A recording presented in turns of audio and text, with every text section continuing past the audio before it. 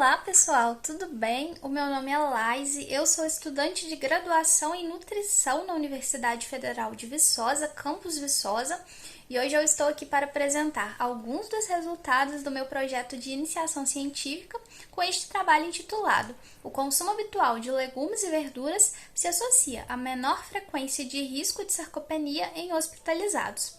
Este trabalho foi orientado pela professora Sara, do Departamento de Nutrição e Saúde da UFV, e contou com a colaboração das estudantes de pós-graduação em Ciências da Nutrição, Brenda, Larissa e Ana, e da professora Carla, também do Departamento de Nutrição e Saúde.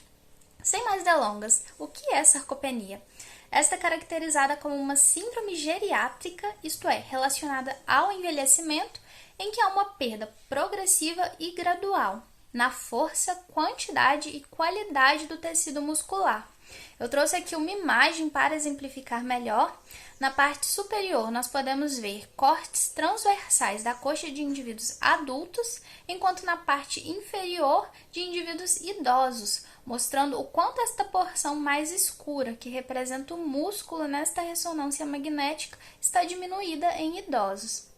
Além do envelhecimento, outros fatores estão relacionados ao surgimento desta doença, como a presença de outras doenças, a inatividade física e a má nutrição.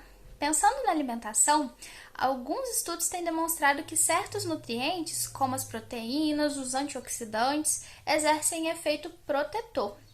Todavia, sabe-se que em idosos, devido a alterações fisiológicas intrínsecas do envelhecimento, o consumo dos alimentos fonte desses nutrientes normalmente está diminuído. Portanto, o objetivo deste trabalho foi identificar o risco de sarcopenia e sua relação com o consumo habitual de grupos alimentares em adultos e idosos hospitalizados. Este foi um estudo transversal realizado com adultos com mais de 50 anos e idosos internados entre janeiro e março de 2020 no Hospital São Sebastião de Viçosa, Minas Gerais. Foram coletadas informações sobre dados sociodemográficos, consumo alimentar e condições clínicas. O consumo alimentar ele foi avaliado por meio do recordatório de ingestão habitual, em que são perguntados quais alimentos normalmente são consumidos e quais quantidades, sendo que as quantidades comumente são informadas em medidas caseiras. Posteriormente, essas medidas caseiras foram convertidas em gramas e mililitros e inseridas no software Diet Pro Clínico.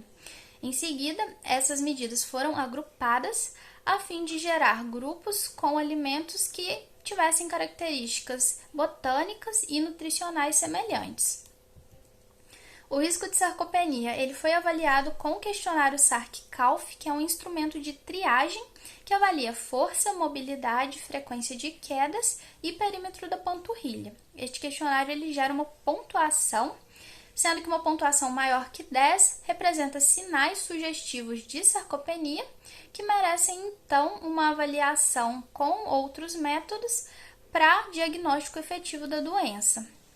Essa amostra desse trabalho foi caracterizada por medidas de frequência, média e desvio padrão. A normalidade das variáveis foi avaliada pelo Shapiro-Wilk e a associação entre o risco de sarcopenia e o consumo habitual dos grupos alimentares foi avaliada pelo Q-quadrado de Pearson. O nível de significância estatístico utilizado foi de 5%, e essa pesquisa ela foi aprovada pelo Comitê de Ética e Pesquisa com Seres Humanos da Universidade Federal de Viçosa. Quanto aos nossos resultados, foram avaliados ao todo 40 pacientes com média de idade de 62 anos e desvio padrão de 10,4. A maioria destes era do sexo masculino, com ensino fundamental incompleto, renda familiar de um salário mínimo, não tabagistas e não etilistas. Em relação ao risco de sarcopenia, 6 pacientes, representando 15% da amostra, apresentaram esse risco. E em relação ao consumo alimentar, 47,5% da amostra não consumia leite e derivados habitualmente, mas entre os grupos não houve diferença estatística. Por outro lado, o consumo de legumes e verduras foi diferente entre os grupos com risco de sarcopenia e sem risco de sarcopenia, apresentando então uma diferença estatística. e para os demais grupos não foram observadas diferenças. Sendo assim, é possível concluir que o consumo de legumes e verduras pode estar associado a menor frequência de risco de sarcopenia, sendo necessária a realização de estudos longitudinais e com amostras representativas para confirmar se existe uma relação de causalidade. Estas foram as referências utilizadas e muito obrigada a você que assistiu até aqui. Deixo os meus contatos caso alguém tenha alguma dúvida e até a próxima. Tchau, tchau!